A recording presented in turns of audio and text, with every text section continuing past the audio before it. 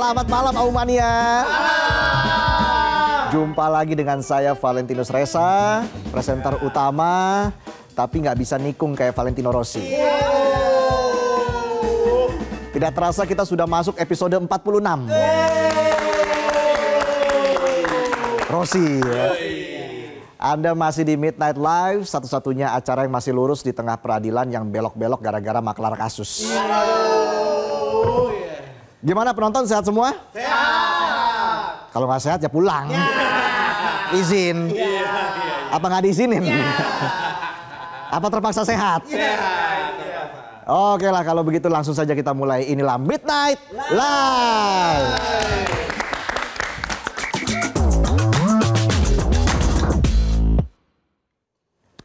Iya, berita pertama malam ini ada kisah seorang mantan.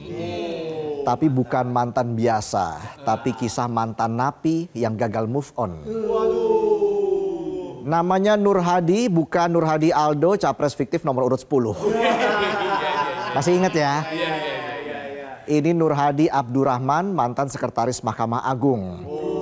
Udah tua tapi kelakuannya kayak bocah tongkrongan yang gak mau bayar utang. Baru aja keluar dari penjara. Belum sempat update status di WA, indahnya matahari pagi ini. Belum sempat ngelurusin punggung. Tulangnya masih zigzag.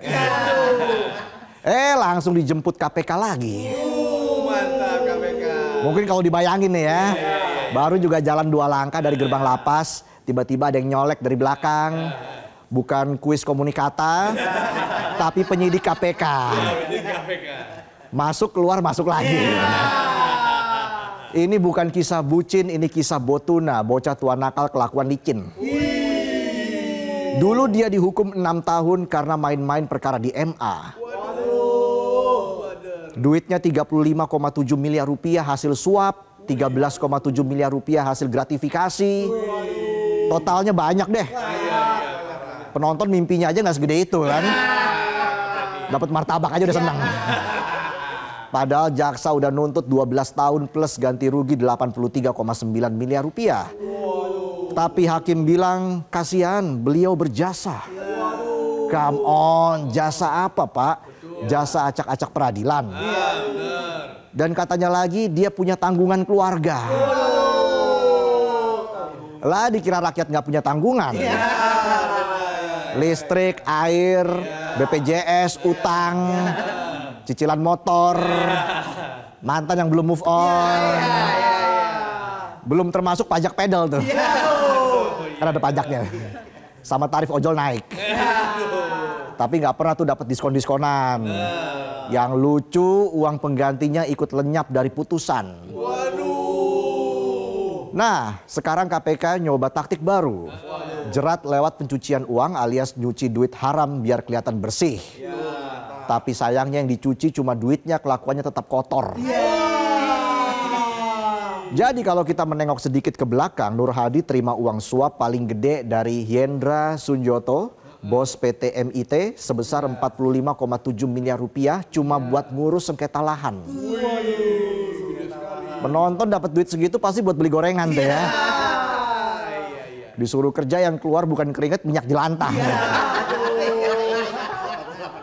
Belum cukup, dia juga nerima gratifikasi dari 5 orang lain buat urusan perkara di PN Surabaya dan Denpasar. Korupsi keliling Indonesia, udah kayak tur band indie. Bedanya band indie menghibur, si Nur Hadi bikin peradilan ngeblur. Dan waktu disuruh datang ke KPK, dia sempat ngilang. Mangkir 5 kali jadi buronan. Pas rumahnya digeledah, ditemuin uang tunai 1,7 miliar rupiah, disimpan kayak duit THR yang gak sempat dibelanjain. Dan istrinya, Tin Zuraida, diduga ngebuang dokumen ke toilet saat penggeledahan. Mampet tuh septic tank. Dan setelah 180 hari ngilang, akhirnya Nur Hadi ketangkap juga di rumah mewah di kawasan Simpruk, Jakarta Selatan. Dan terbongkarlah harta-harta yang bikin rakyat makin nyesek. Ada mobil mewah, ada Ferrari F430, Ferrari F428 Spider, dan belasan mobil mewah lainnya. Terus ada jam tangan elit Richard Mille, Audemars Piguet, Patek Philippe. Ngerti nggak penonton? Lihat harga G-Shock aja udah shock. Kemudian ada juga bukti kepemilikan tanah, kebun sawit seluas ratusan hektar.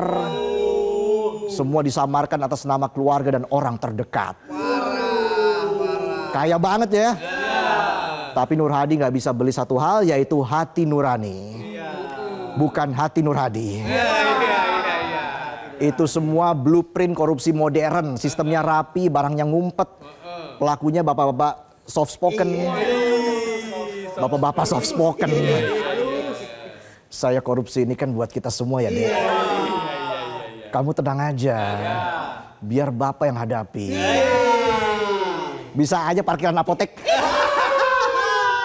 Tapi apa kata putusan pengadilan? Nur Hadi yang dituntut jaksa 12 tahun nyatanya cuma divonis 6 tahun, denda cuma 500 juta rupiah. Alasannya udah tua, berjasa, dan ada tanggungan keluarga.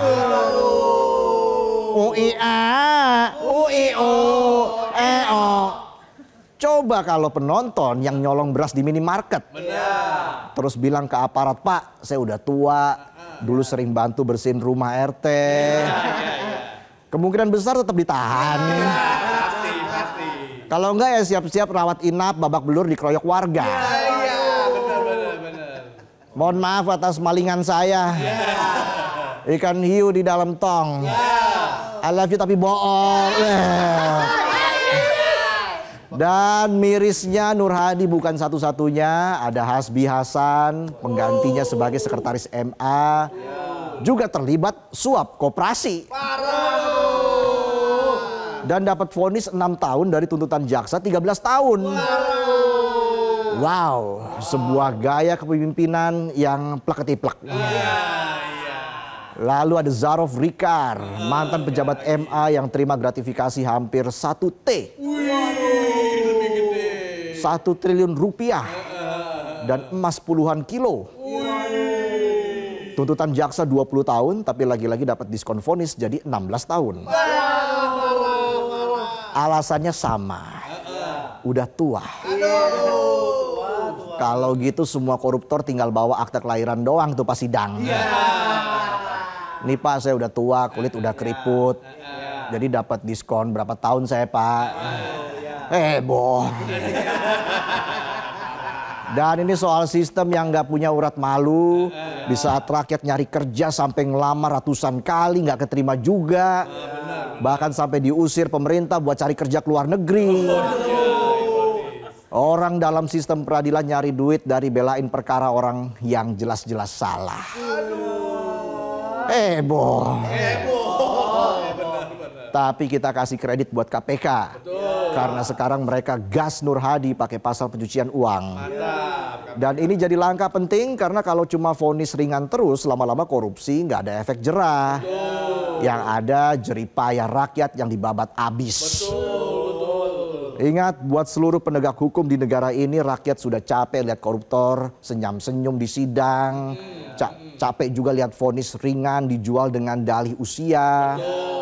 Capek nunggu sistem yang katanya adil tapi tiap hari kelihatan banci. Dan capek juga penonton lihat berita pejabat kaya gara-gara korupsi tapi penontonnya nggak kaya-kaya. Sama kayak saya. Yang penting kan setia. Kalau nggak setia ya seikhlasnya.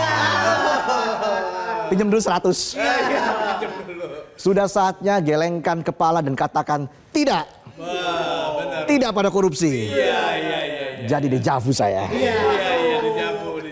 Karena kalau Nur Hadi bisa bolak-balik penjara kayak rumah sendiri, maka negeri ini bukan lagi tempat buat hukum ditegakkan tapi playground. Buat para maling yang bisa mainin pasal. Kita lanjut lagi ya. Dari soal maklar kasus di dunia peradilan, kita geser ke evaluasi pendakian gunung pasca kejadian yang menimpa warga Brazil, Juliana Marins, yang jatuh dari tebing 600 meter di Gunung Rinjani.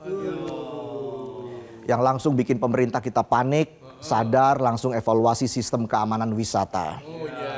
Mirip anak kos yang baru sadar kulkas rusak pas ayam ungkepnya bau kaki. Bau apa nih SpongeBob? Jadi begini ceritanya. Ceritanya begini. Menteri Kehutanan Raja Juli Antoni kali ini gercep. Bukan gercep ngeles, tapi beneran gercep mengadakan evaluasi sistem keamanan wisata ekstrim dari atas sampai akar-akarnya. Ada pepatah yang bilang lebih baik terlambat sadar daripada terus jalan dalam gelap. Betul. Meski sadar pas udah nabrak tembok, setidaknya kita nggak benjol segede bakpao.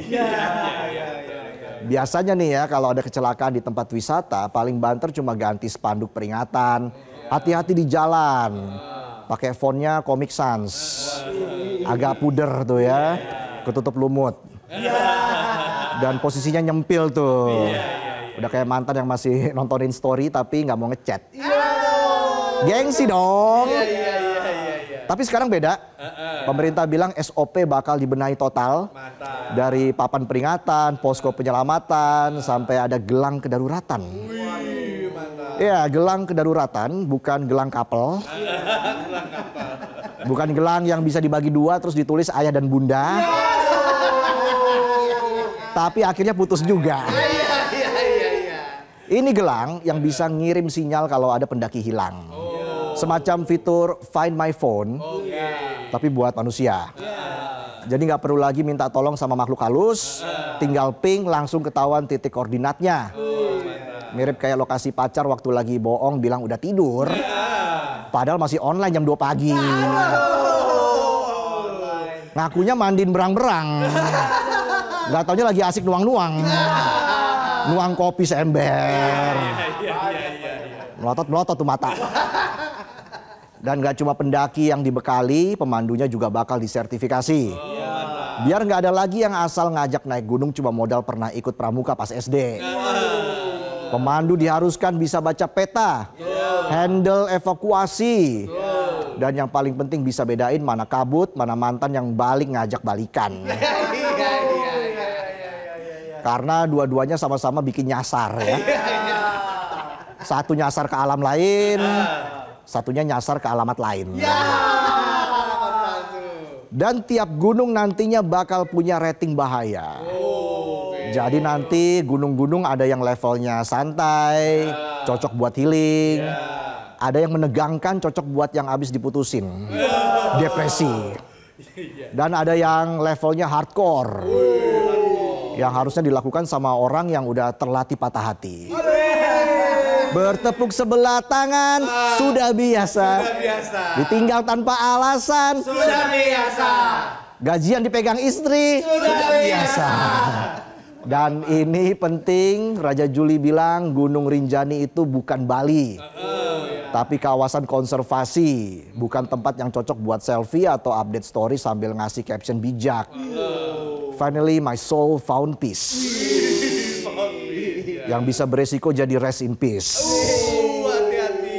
Ya, benar. Karena kalau kalian masih newbie dan nekat naik Gunung Rinjani itu jelas bikin ngos-ngosan. Pas turun ditandu, pas di rumah malah unfollow semua akun traveling karena trauma. Yang bikin miris, evakuasi jenazah Juliana itu makan waktu 4 hari. Bukan karena timnya lelet, tapi karena cuaca ekstrim dan medan yang gak bisa diajak kompromi. Helikopter nggak bisa mendarat, anginnya kenceng. Bukan angin sepoi-sepoi kayak di tenda glamping. Tapi angin yang bisa bikin badan kepontang-panting. Udah kayak di ghosting gebetan. Montang-manting nggak jelas. Bingung sendiri tuh ya. Di atas kasur. Bikin tebak-tebakan absurd. Kenapa zombie datangnya barengan? Kalau sendirian, zomblo. Bisa aja gulungan odol. Dan kejadian Juliana Marins bukan kecelakaan pertama. Karena dalam setahun terakhir ada beberapa kejadian di Rinjani. Dan kalau lihat data pendaki tahunan ada 40.000 orang. Tapi sistem keamanannya kayak naik motor ngebut tapi nggak pakai helm. Serem tapi banyak gaya. Ujung-ujungnya nyium aspal, romantis kagak, yang ada malah nangis. Makanya penting buat ngingetin, naik gunung itu bukan buat gaya-gayaan. Bukan karena FOMO, bukan karena pengen dapat likes. Atau karena ngelihat gebetan naik gunung terus pengen nyusul jejaknya. Biar kelihatan satu frekuensi. Padahal dia aja udah jadian sama orang lain pas lo lagi beli sleeping bag. Naik gunung itu beda sama ke mall. Di mall capek bisa duduk sambil beli es krim. Di gunung capek bisa berujung evakuasi. Dan kalau dievakuasi yang datang bukan gebetan bawa minuman, tapi tim SAR bawa tandu dan siapin ambulans. Makanya sekarang pendaki diimbau buat melek soal jalur. Tahu rutenya, tahu resikonya, dan yang paling penting adalah tahu diri. Itu paling penting tuh ya. Jangan belaga ngajak makan di restoran mewah kalau isi dompet lo aja masih tergantung mood papa. Fisik harus siap, persiapan harus mantap, dan harus punya tanggung jawab. Karena alam itu memang indah, tapi nggak pernah janji bakal ramah. Ingat, mendaki gunung itu memang pilihan, tapi gagal pulang itu bukan bagian dari rencana liburan. Iya, itulah tadi sajian pembuka kami di Midnight Live pada malam hari ini. Dan setelah jeda nanti akan ada Ladies Night. By the way, dari tadi saya nggak lihat Otong nih. Kemana dia ya? Ya udah deh, sambil nyariin Otong kita jeda dulu ya. Jadi tetaplah di Midnight Live.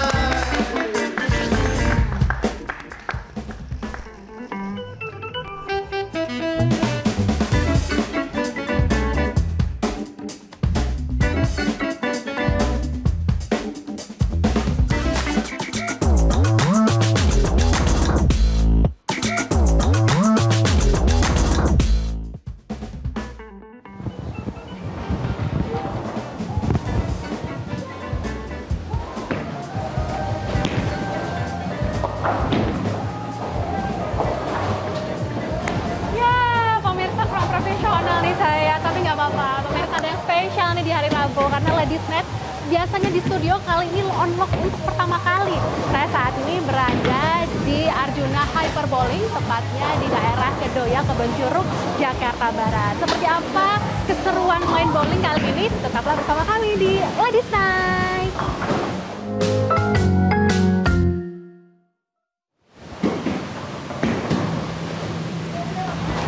Ya, Ladies Night kali ada yang berbeda nih, Aumania.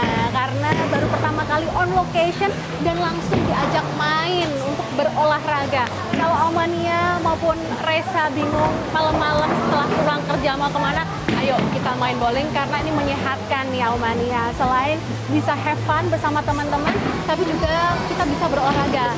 Dengan bola ini dan kita bisa bowling, ternyata ini juga bisa mengurangi kalori-kalori yang ada di tubuh. Jadi ini menyehatkan sekali. Ini saya ingin kasih tahu nih Aumania, di sekeliling tuh ada apa aja nih.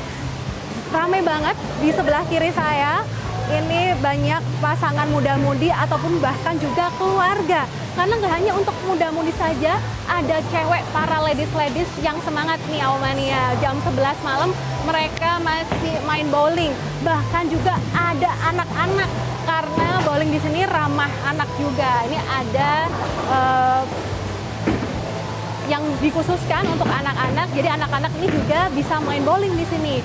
Nah, dan temanya di Arjuna Hyperbowling ini di lantai 1 adalah serasa di pantai. Nih kita bisa melihat nih ada ornamen-ornamen kelapa muda, pohon kelapa, lalu juga namanya juga seperti pantai-pantai yang ada di Indonesia. Tapi nih yang harus diperhatikan oleh Aumania ya, adalah sepatunya. Nih seperti saya nih ya, sepatu yang dipakai oleh para pemain bowling ini yang ada di sini adalah sepatu khusus.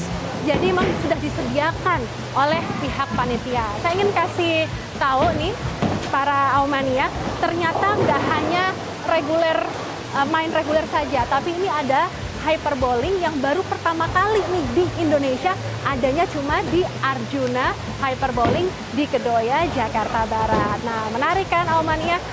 Kayak tadi saya belum bisa nih main bowlingnya. Jangan khawatir karena di sini ada coach yang siap untuk melatih Aumania atau juga Reza. Kalau ingin latihan bowling ini juga bisa nih di sini dan harganya mulai dari Rp250.000. Ini good deal banget nih kalau malam-malam sampai jam 12 malam ini boleh Aumania ada atau main bowling di daerah Jakarta Barat ini. Aumania, saya mau spill ya. Ini saya main sama siapa nih? Ada Fatma Ayu, ada Otong. Nah, Reza lagi cari Otong ya? Iya. Hei, kalau on location aja ikut. Aduh, ini Reza gimana? ditinggalin nih studio. Saya ketahuan mulu nih. Lagi cabut malah ketahuan sama Fatma nih. Ditinggalin aja Bung nih. Reza nih, mohon maaf nih, saya lagi nemenin Fatma dulu. Saya sebagai pas pampres kan, pasukan pengamanan presenter harus mengawal Fatma di Ladies Night malam ini. Bisa aja. Aumania, Kak Reza, nih coba lihat nih. Tadi Otong bisa masukin 9, keren banget, profesional nih dia. Udah Cobain lagi ya. udah pemanasan belum? Takut encok lagi. Coba ya. Tes nih, bola 8 pon. Saya juga ikutan ya.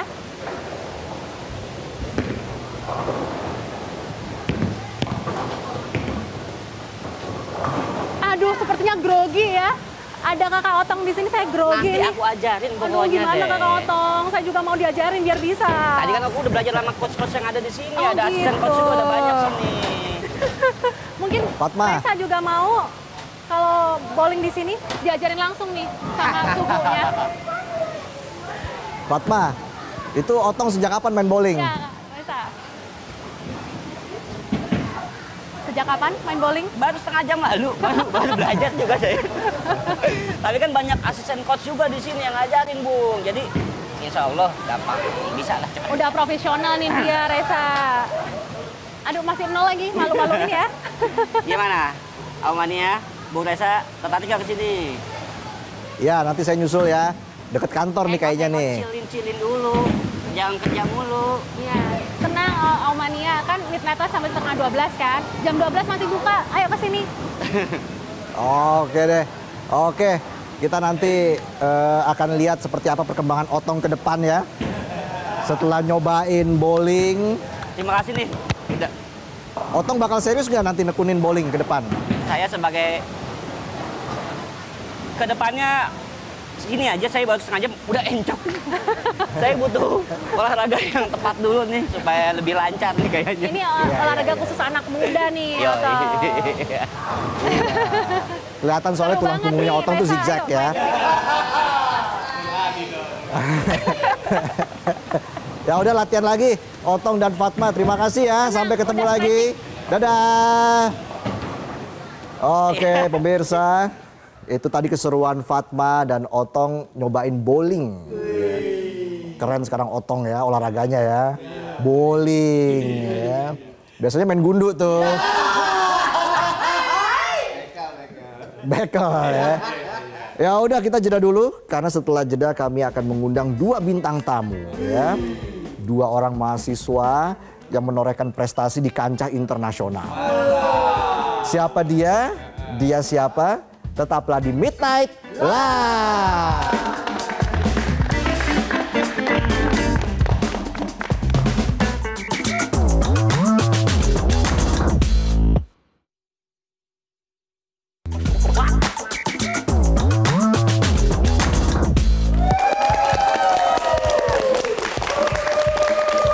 Kembali lagi di Midnight Live. Aumania mana suaranya?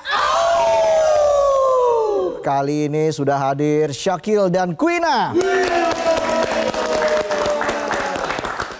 Jadi saya nyebut kalian tuh apa? Filmmaker, mahasiswa, apa Quina? Somewhere in between ya, somewhere in between mungkin ya. Mahasiswa yang menggeluti filmmaker berarti ya?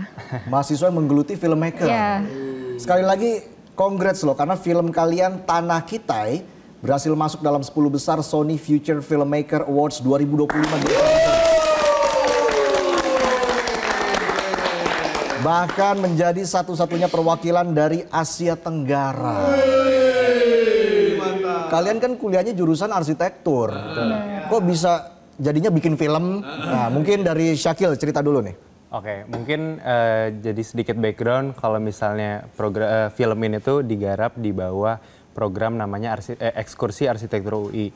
Jadi di kampus kami di arsitektur ada program dari mahasiswanya sebenarnya yang turun-temurun. Udah berjalan kurang lebih 60 tahun. Dan isinya tuh ya ada beberapa output utama, ada pamerannya, pameran arsitektur, terus ada buku, sama ada film. Kebetulan kami yang menggarap filmnya. Dari ekskursi sendiri sebenarnya tujuannya untuk mendokumentasikan arsitektur vernakular atau arsitektur tradisional mungkin. Dan kebetulan kalau kemarin waktu tahun kami itu kami berangkat ke Dayak Iban. Ya, jadi apa aja yang kalian lakukan di sana? Riset atau seperti apa, Kina? Kita di sana tuh mulai dari wawancara dulu. Pertama pasti kita wawancara warga-warga dulu. Terus dari situ untuk tim filmnya sendiri kita selain kita nge-shot ikut perjalanan mereka kesehariannya, kita juga wawancara mereka untuk mengetahui sudut pandang mereka terkait kehidupan mereka dan apa point of view mereka terhadap nilai dan tradisi yang mereka pegang. Terus ada juga tim-tim lain seperti sketsa, mapping, dan foto. Jadi kita di sana tuh selain juga ada film, ada output lain yang mana menggeluti dalam dokumentasi arsitekturnya sendiri. Jadi kita mengukur rumah-rumah yang ada di sana dan kita juga mensketsakan keseharian mereka di sana. Jadi kita bisa membawa output-output itu balik ke Jakarta dan kami pamerkan di pameran nantinya. Ini alat membuat filmnya, untuk peralatan filmnya nih seperti apa? Budgetnya nih bagaimana, Quina? Budgetnya. Jadi ini sebenarnya kita kalau gearnya itu kita pakai personal gear aja yang kita punya. Karena kita mengtilasi apa yang kita punya aja. Kemarin kita shot di Sony A6400 sama Sony A72 dan ada beberapa drone dari kampus kami dan juga ada dari teman kami, kita punya drone gitu. Oke, kalau pakai HP doang nggak cukup tuh ya? Minimal kamera tadi ya? Iya. Lensa dan sebagainya, itu gimana tuh pemilihannya? Ya pakai sebenarnya kan karena balik lagi pakai gear-gear pribadi aja, jadi ya udah kita manfaatin yang ada tuh apa. Aku pakai kamera dari turunan dari ibu aku. Kebetulan ibu aku awalnya dari kemarin tuh fotografer. Dan ya menurun mungkin ya dari hobi aku juga jadinya. Kenapa nggak dulu ngambil kuliahnya perfilman misalnya kan? Ini ibaratnya nyasar ke arsitektur nih. Tapi ternyata passionnya film. Itu gimana akhirnya bisa belajar soal film? Sebenarnya aku passionnya tetap di arsitektur sebenarnya. Aku suka banget arsitektur dari kecil, emang mimpinya jadi arsitektur. Jadi arsitek, sorry. Cuma tadi berangkat dari hobi dan kebetulan ada kesempatannya ya, dan waktu ketemu Quina sama ketemu tim yang lain, ya udah ada kesempatan buat bikin film di ekskursi. Ya udah kita coba aja nih, kita coba dan kita push sampai limitnya kira-kira bisa semaksimal apa dengan peralatan seadanya, dengan budget seadanya. Dan akhirnya masuk 10 besar Sony Future Filmmaker Awards 2025. Pasti sebuah kebanggaan ini ya, Kina ya. Yes.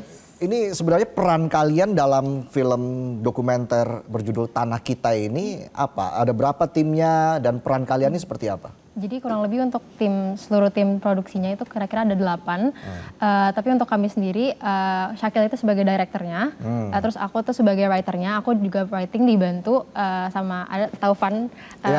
Terus selain itu kita juga sebagai kamera operator karena kita yang berangkat ke ekspedisi ada 4 orang, kita berdua. Ada Maira sama ada Akna. Terus untuk editing, sound design, color grading itu untuk di film ini, film Tanah Kita ini kebetulan kami berdua. Oke, tapi awalnya belajar bikin film dokumenter tuh seperti apa? Katanya kan kalian mulai dari nol, belajar dari YouTube. Nah itu berapa lama prosesnya tuh, Syakil? Kurang lebih kayaknya 2 bulan sebelum keberangkatan tuh kami maksimalin buat ya belajar memperbanyak pengetahuan terkait film ya. Terutama mungkin teknis-teknis di video kan cukup beda ya, karena aku base-nya fotografi. Ada shifting sedikit terkait teknis pengambilannya, teknis setting kamera dan lighting dan audio dan lain-lainnya. Cukup kompleks tapi ya kami coba nge-push belajar dari YouTube. Kayak ada ratusan video kali ya dari YouTube. Dalam 2 bulan nontonin aja tuh ya, ratusan video ya. Sampai orang tua bingung tuh, main gadget mulu. Kapan gambar rumahnya? Kan arsitektur, jurusan arsitektur. Tapi akhirnya ketika kalian sampai di lapangan, tantangan seperti apa yang kalian hadapi saat itu, Quina? Pertama sebenarnya dari skill kita juga, karena kita skillnya masih bisa dibilang masih banyak harus yang belajar. Jadi dari situ kita masih banyak harus yang di adjust dari situ. Terus yang kedua adalah medan di sana sebenarnya buat kami juga, kami kan nggak biasa ya ada di medan yang hutan dan ada sungai, ada danau. Itu cukup seru sih karena mungkin Syakil ada cerita lucu sih. Dia waktu itu gimana Kil? Mau ceritain? Buat nge-push filmnya kami kan pengen dapat banyak footage spesifik yang perlu didokumentasikan kan. Sampai ada waktu itu satu momen di mana aku coba ngikutin anak-anak di sana lagi nyari ikan. Terus ya udah aku sambil berenang tuh bawa kamera sama gimbal sambil berenang di sungai, ditemenin topan di pinggirnya. Awas ada kayu geser. Iya. Ya seru sih kayak gitu. Jadi banyak tantangannya lah ya. Apalagi kan listrik sulit ya. Iya benar. Nah ini gimana? Sedangkan alat-alat perlu di-charge dan sebagainya kan? Sebenarnya listrik udah masuk ke desanya, cuma mungkin ada beberapa momen di mana ya sering mati lampu ya beberapa kali. Tapi listrik udah mulai masuk. Semoga mungkin dengan beredarnya kabar terkait Dayak Iban ini semakin banyak pihak yang mungkin membantu ke komunitas Dayak Ibannya sih. Ya kita harapkan seperti itu ya. Terutama soal kondisi listrik, air dan sebagainya. Tentunya warga di daerah juga membutuhkan air bersih, listrik yang tidak sering mati lampu kan, seperti itu. Nah, soal proses syuting ini berapa hari? Syutingnya sendiri, ekspedisinya tuh kita selama kurang lebih 2 minggu. Tapi 2 minggu? Ya, bersihnya tuh 10 hari karena ada 2 hari untuk perjalanan. Nah dukungan dari pihak kampus seperti apa, Vina? Kalau dari pihak kampus sendiri, mereka membantu dalam guide. Dari dosen tuh sebenarnya memberi feedback, memberi guide nanti harus bagaimana dan lain-lain. Coba kalau saya untuk produksinya sendiri, mostly kita belajar personal dan nantinya ketika udah jadi kita minta feedback lagi dari kepada dosen. Jadi dukungan kampusnya sekitar segitu. Sebenarnya menarik karena kami jurusan arsitektur dan di arsitektur itu banyak banget ngebahas selain bangunan ya, banyak banget ngebahas tentang konteks manusianya, tentang konteks masyarakat, tentang konteks alam. Itu banyak banget yang kita pelajari dari perkuliahan di arsitektur dan itu membantu banget sebenarnya waktu kemarin selama syuting, selama brainstorming narasi yang mau kita sampaikan kayak gimana, ilmu-ilmu yang kita dapat dari kampus tuh banyak sebenarnya. Nah ini kan kalian menggali kisah kehidupan suku Dayak Iban di Kalimantan begitu. Artinya ada aturan-aturan tradisional mungkin dari para tetua adat begitu ya, yang memang harus kalian taati di sana. Itu apa saja, Syakil? Mungkin ada beberapa kayak pantang-pantang di rumahnya, kayak kalau misalnya masuk dari ujung satu nggak boleh langsung jalan terus langsung keluar dari ujung satunya lagi. Jadi harus duduk dulu, harus ngobrol-ngobrol sama orang dulu baru boleh keluar lagi. Terus ada apa lagi ya? Ada juga yang terkait alat tenun. Jadi kalau misalnya alat tenun tuh dia dibuatnya oleh ibu-ibu. Sehingga ada pantangan yang mereka kasih tahu ke kita kalau anak laki-laki itu tidak boleh masuk ke alat tenunnya itu. Itu akan menjadi mungkin ya nggak boleh masuk. Jadi kita bertahu dan karena kita mahasiswa yang agak kepo ya sebenarnya karena kita baru datang ke sana, jadi kita banyak yang melewati penasaran dan mereka ngasih tahu laki-laki jangan masuk ke alatnya ya. Oke gitu. Jadi itu sih yang menarik. Nilai-nilai hidup seperti apa yang kalian pelajari selama proses syuting ini dengan warga setempat? Jadi yang paling menarik menurut saya terkait masyarakat Dayak Iban ini tuh mereka sadar akan pentingnya kehadiran alam di kehidupan mereka. Jadi mereka sadar kalau mereka tuh selama ini hidup makanan tuh dari alam, segala sesuatu tuh berasal dari alam. Karena mereka sadar, jadi mereka bertindak, mereka menjaga alam ini dan itu salah satu yang menjadi pesan utama dari film kami. Itu kami pengen coba komunikasiin pesan-pesan masyarakat dari masyarakat Iban ini terkait pentingnya menjaga alam. Mungkin sebuah harapan dari masyarakat mereka juga kalau misalnya harusnya tuh satu dunia ini tuh sadar nih terkait ada urgensi alam ini.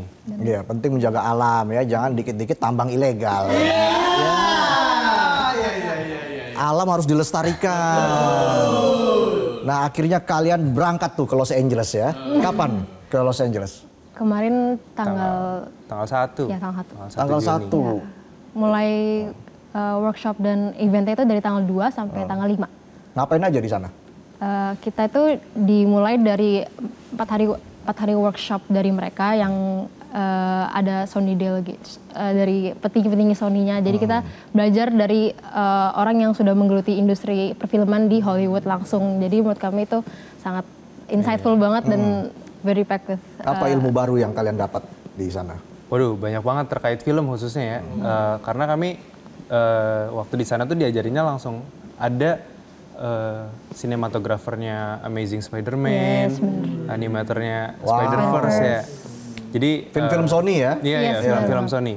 Rata-rata Oke. film-film Sony dan iya sebenarnya di program Sony Feature Filmmakers Awards ini bukan kayak festival biasa, tapi kami ngelihatnya lebih ke ajang untuk belajar ya. Jadi Yes, bener banget. belajar banget selain dari kru-kru Sony yang profesional di sana, tapi belajar juga dari finalis-finalis lainnya. Jadi selama program 4 hari ini tuh kami dekat banget sama orang-orang yang finalis lain dan menjalin koneksi juga sama ya belajar banyak banget sih dari mereka. Oke, kalau Quina sendiri apa ilmu yang, wah ini ilmu yang sangat berharga nih yang saya dapat dari Los Angeles? Tadi benar sih kita jadinya dekat banget sama si finalis finalis yang ada di sana dan kebetulan ada satu film yang sangat resonate sama kita karena mirip pengambilannya kayak dokumentasi suatu daerah gitu. Jadi Oke. dari dia memberi kayak advice untuk kita kalau untuk mendokumentasikan komunitas tertentu yang belum kita kenal itu harus untuk kita untuk kenal dulu dengan mereka. Mungkin bahkan secangkir kopi itu bisa merubah cara dia membuka ke kita dan membuka cerita-ceritanya. Jadi itu menurut aku cukup cukup kena banget karena kayak kemarin baru kita laksanakan itu dan kita jadinya sangat resonates dan ya itu akan dilaksanakan oleh kita selanjutnya sih sebenarnya. Iya, apa tanggapan mereka terhadap film Tanah Kitai? Atau mungkin mereka notice perkembangan film di Indonesia seperti apa? Ada nggak yang disampaikan? Jadi mereka tuh justru tertarik banget dengan filmnya tuh karena ceritanya.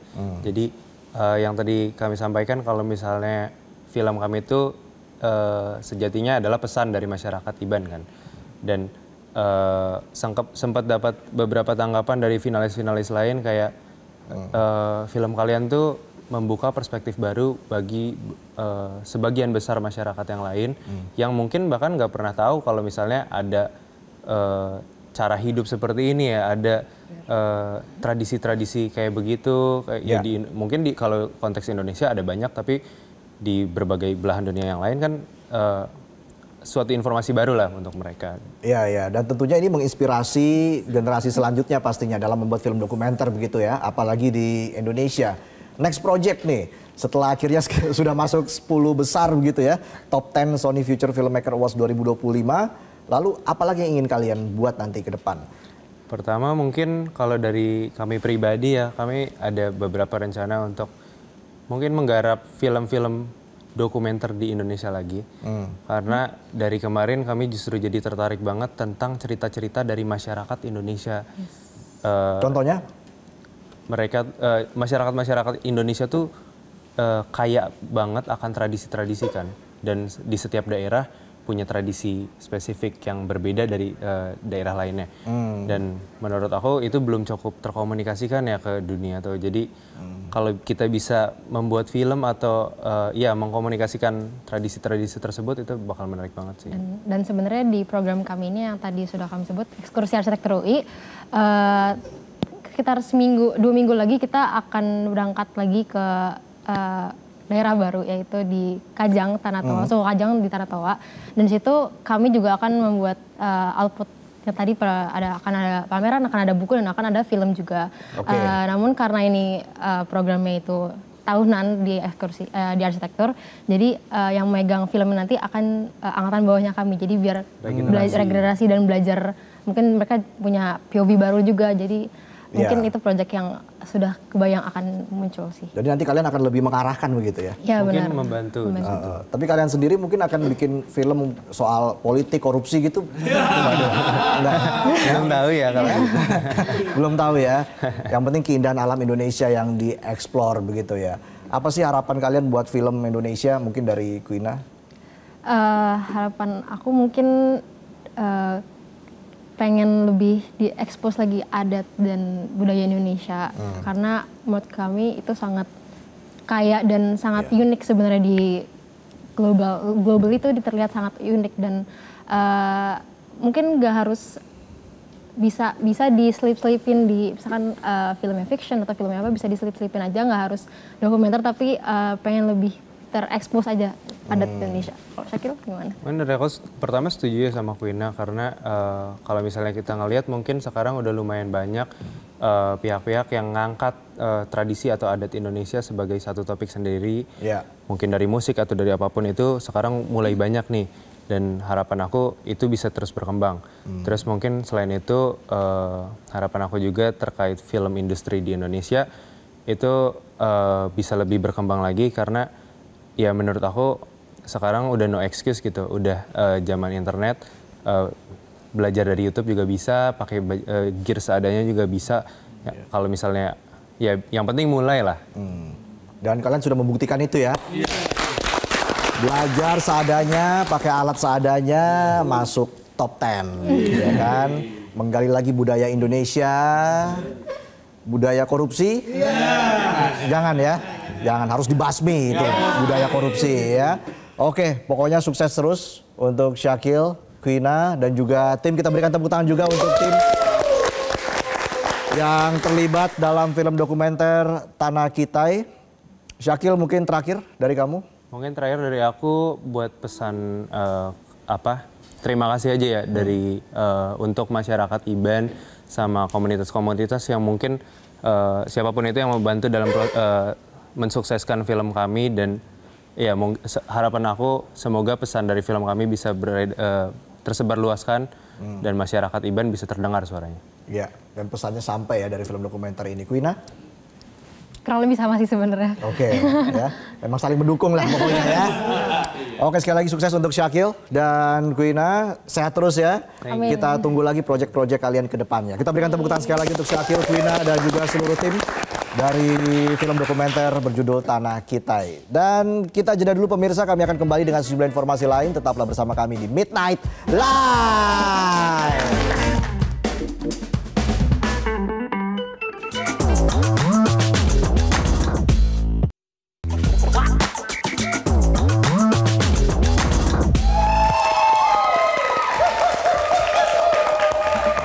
Kembali lagi di Midnight Live.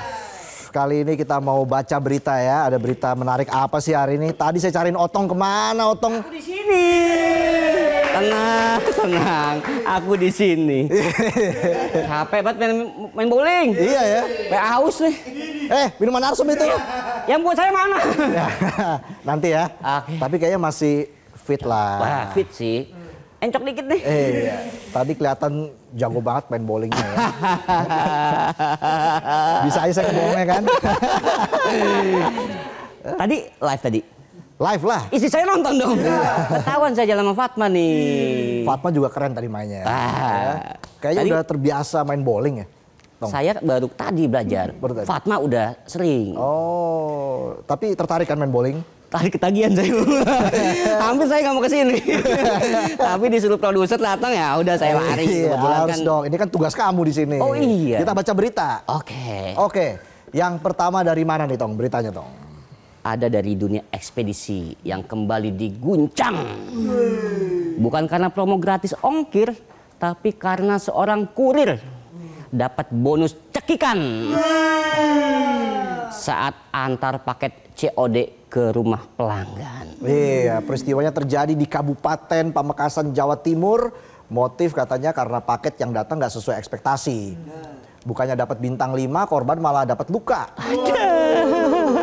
Bibirnya berdarah karena di smackdown sama pelaku. Waduh. Di choke slam. Berdasarkan laporan dari grup WA Mama, korban sempat merekam sendiri kejadian ini. Sebelum adegan cekik-mencekik, sempat terjadi cekcok antara korban, pelaku, dan istri pelaku. Pelaku bilang barangnya nggak sesuai sama keinginan istrinya. Mungkin dia mikir kalau barangnya tetap diambil, dia yang bakalan di smackdown sama istrinya. Dicok slam istri. Padahal pada pakai cara kekerasan yang bisa berujung ke tahanan, pelaku bisa pilih cara retur atau pengembalian. Kan kurir nggak tahu paket lu isinya apaan. Bisa jadi nggak ada isinya. Bisa aja kurirnya pas datang bilang, Anda ingin paket ini. Atau tirai nomor 2. Atau amplop di kantong saya. Sementara itu polisi membenarkan kejadian tersebut dan saat ini kasus penganiayaan ini masih dalam proses penyelidikan. Waduh. Kita lanjut lagi, masih dari kisah suami istri ya. Berita yang kedua dari Jawa Timur ke Boyolali, ada pasangan suami istri paling kompak, bukan cuma kompak ngurus anak dan bayar tagihan listrik, tapi juga kompak jualan pil koplo berlogo Y. Waduh, ini kompaknya kompak negatif ini. Iya. Udah kayak balesan chat gebetan ngambek. Hurufnya Y doang. Pil koplo ini mengandung zat trihexyphenidil, zat yang sulit dibaca tapi mudah disalahgunakan. Saat narkoba Polres Boyolali langsung datengin ke rumah kontrakan mereka, polisi terkejut ternyata ada 4.990 butir pil koplo plus 9 butir obat psikotropika yang siap edar. Wah. Modusnya gimana nih? Modusnya dia jualan nih? Modus penjualnya sih klasik tapi inovatif. Waduh. Suami ya jadi supplier, sedangkan istri jadi admin customer service. Sekaligus mamah online di grup WhatsApp. Akibat aksi kompaknya kini mereka nggak bisa lagi berduaan di rumah kontrakan. Dengan jeratan undang-undang psikotropika dan kesehatan mereka terancam pisah ranjang 12 tahun. Aduh. Karena kan masuk hotel Prodeo. Iya. Dengan fasilitas full board dan nggak ada privasi. Itu makanya ya. Kompak-kompak negatif nih. Kompak Bahaya. negatif. Kalau saya kan romantis sama istri saya. Iya dong. Beneran? Beneran. Gak percaya? Kamu istri saya? Udah tidur ya? Coba ya. Ya jangan. Tenang aja nggak ada kabelnya. Masih dari kisah pasangan, ada-ada aja ada. Kisah cinta di kos-kosan Grogol Petamburan, Jakarta Barat. Wah. Bukan cinta yang berkembang, tapi malah motor orang yang hilang. Sepasang kekasih yang baru saja ngekos 2 hari nekat nyuri motor milik penghuni kos lain. Partner in crime. Partner in crime PIC. Wah, PIC. Partner in crime. Udah kayak Bonnie and Clyde nih ya. Pasangan pelaku ini sepertinya terlihat sudah profesional. Bayar DP kos-kosan juga cuma 750.000. Tapi bisa bawa pergi motor yang harganya puluhan juta. Aduh. Ini pasangan ya, kalau nginep di hotel bintang 5 pulang-pulang bisa bawa kamar hotelnya ke rumah. Plus bawa kolam renang. Diduga pasangan ini udah bikin kelompok, bukan kelompok belajar tapi kelompok pencuri karena dari CCTV terlihat ada 2 orang lagi yang nunggu di depan gang. Wah, ini berkelompok nih, gak cuma pasangan ini. Mungkin ada pasangan yang lainnya. Who knows? Saat ini pihak kepolisian sedang menangani kasusnya. Semoga dalam waktu dekat pasangan ini bisa diamankan biar nggak ada lagi yang dirugikan. Aduh. Itulah tadi sajian kami ya, berita-berita yang cukup viral di Midnight Live hari ini. Otong gimana? Sudah masuk episode 46 nih Midnight Live. Wah, saya sangat capek ya. Maksudnya bangga, nggak ada kerja keras. Semoga lelah jadi lilah ya. Itu kata-kata hari ini, jangan ditanya lagi. Tadi kata hari ini. Udah dijawab ya? Udah jawab tadi. Oke deh kalau gitu kita jumpa lagi besok ya. Terima kasih Aumania, mana suaranya? Terima kasih penonton sudah menyaksikan Midnight Live. Kita jumpa lagi besok di Midnight Live.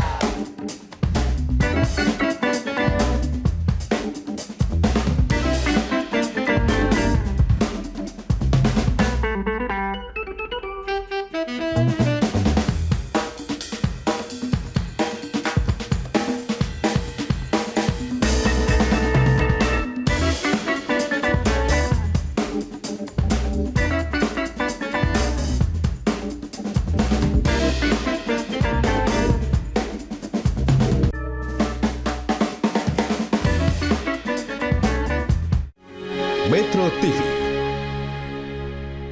Jelajahi cara baru mendapatkan informasi. Download Metro TV Extend sekarang.